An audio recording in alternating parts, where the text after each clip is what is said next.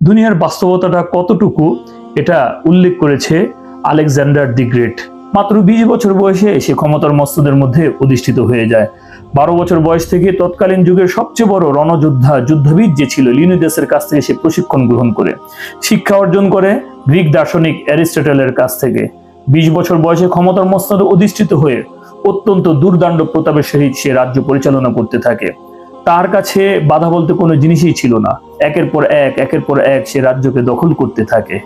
তার রাজ্য দখল করতে করতে ম্যাসেডোনিয়া থেকে নিয়ে হিন্দুকুশ পর্বতমালা পর্যন্ত তার সাম্রাজ্য একেবারে বিস্তৃত হয়ে গিয়েছিল।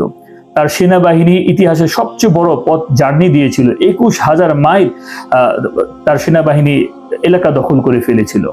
একটা পর্যায়ে সে রাজ্য দখল করতে করতে তার কাছে মনে হলো বাড়ির দিকে পা ফেরানো দরকার, পরিবারের সাথে দেখা করা দরকার। সে পরিবারের দিকে ফিরে যাওয়ার চিন্তা ভাবনা করলো। কিন্তু তার মধ্যে একটা বদভ্যাস ছিল, সে প্রচুর পরিমাণে মদ পান করত। এই মদ পান করার কারণে একসময় সে অসুস্থ হয়ে যায়। প্রাথমিকভাবে সে জ্বরে আক্রান্ত হয়। তার যখন জ্বর আসতো সমগ্র শরীর একেবারে অত্যন্ত গরম হয়ে যেত, আর জ্বরটা যখন চলে যেত শরীরটা একেবারে বরফের মতো ঠান্ডা হয়ে যেত। সমগ্র ডাক্তারদেরকে নিয়ে আসা হলো। ডাক্তাররা বলল সে ক্যান্সারে আক্রান্ত হয়ে গেছে, তিনি আর বেশি দিন বাঁচবেন না, যে কোনো সময় মৃত্যুবরণ করবেন।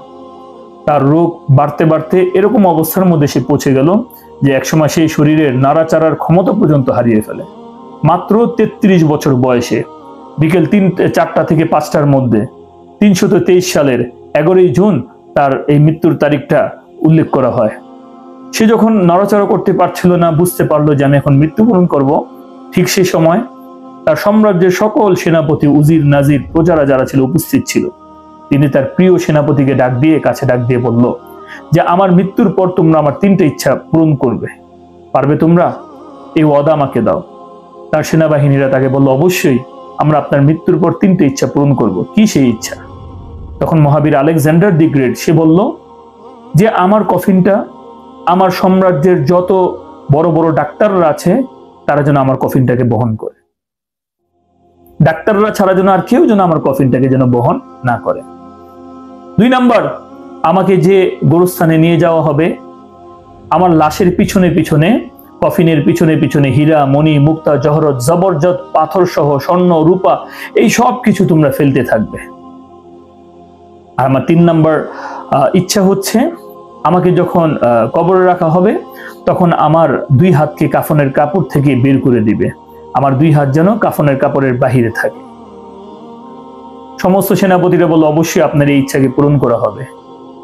সকলেই সেখানে দাঁড়িয়ে রইল। সে এতটাই প্রতাপশালী ছিল তাকে কেউ প্রশ্ন করার পর্যন্ত সাহস পেত না। কিন্তু তার একজন প্রিয় সেনাপতি তার কাছে গেলেন, তার হাতটা ধরলেন, চুমু খেলেন, চোখে মুখে লাগালেন এবং বললেন মহাঅধিপতি, আপনার ইচ্ছাগুলো অবশ্যই আমরা পূরণ করব, কিন্তু এই অদ্ভুত ইচ্ছা পোষণ করার কারণ কি? তখন মহাবীর আলেকজান্ডার দি গ্রেট বলেছিল এর কারণ হচ্ছে আমি দুনিয়াবাসীকে জানিয়ে দিতে চাই যে চিকিৎসকরা, ডাক্তাররা তারা কোনো মানুষকে সারিয়ে তোলার কোনো ক্ষমতা রাখেন না। সে যত বড়ই ডাক্তার হোক, কোনো ডাক্তারের পক্ষে সম্ভব না কোনো মানুষকে সারিয়ে তুলে তার জীবনটাকে ফিরিয়ে দিবে, এটা কোনো মানুষের পক্ষে সম্ভব না। এই বিশ্বাসটা যেন সমগ্র মানুষরা যেন বুঝে নেয়। 2 নাম্বার ইচ্ছা, আমাকে যে রাস্তা দিয়ে গোরস্থানে রাখা হবে এখানে স্বর্ণ, হীরা, মণি, মুক্তা, জহরত ফেলা হবে। এগুলোকে অর্জন করার জন্য আমি আমার সারাটা জীবন ব্যয় করে দিয়েছি। রাজ্যের পর রাজ্য দখল করেছি, জমির পর জমি দখল করেছি, স্বর্ণ, রূপা, হীরা, মণি, মুক্তা, জহরত এইসব কিছু আমি অর্জন করেছি, কিন্তু দিন শেষে এগুলা কোনো কিছুই আমার সাথে আর যাচ্ছে না।